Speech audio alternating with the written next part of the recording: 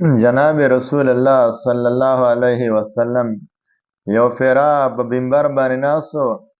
او مسلمانانو ته چې کوم دی واعظ نصیحت تقریر کاوه او په دې تقریر کې وفرمایل چې مسلمانانو ګوره د جمعې منځله خامخا ځئ د جمعې مونځ خامخا کوئ کم خلک چې د جمعې مونځ پرېږدي د دې پړه باندې به الله تعالی مهر ووایي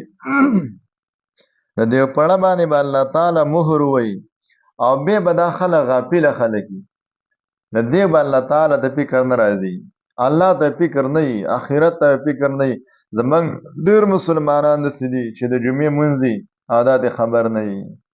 چوټي هم کړي د کاروبار نه چې نن د جمعې ورځ ده خو لیکن منظره نه ځي په جومات کې امام یوازې لګي خلک یوازې لګي تقریر او بیان یې شروع کړي لیکن مسلمانان هغه چې کم د منظره ډېر کم کوزي نو د الله نه یېره پکار ده که څوک دا غواړي چې زه د غافلو خلکو حساب نه شم الله دې زما نه خفه نه شي نو دا د جمعې منځله به ځي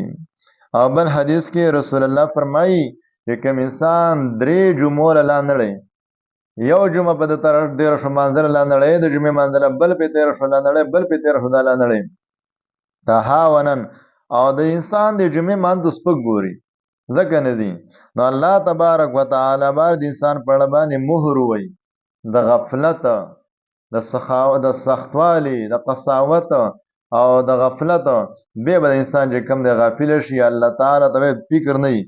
دین ته فکر نه وي اسلام ته به چې کوم دی فکر نه وي لهذا د جمعې منځونه له ځئ د جمعې منځونه چې کوم دی مه قضا کوئ دا ډېر اهم دی ډېر ضروري دي لکه الله تبارک وتعالی د بنده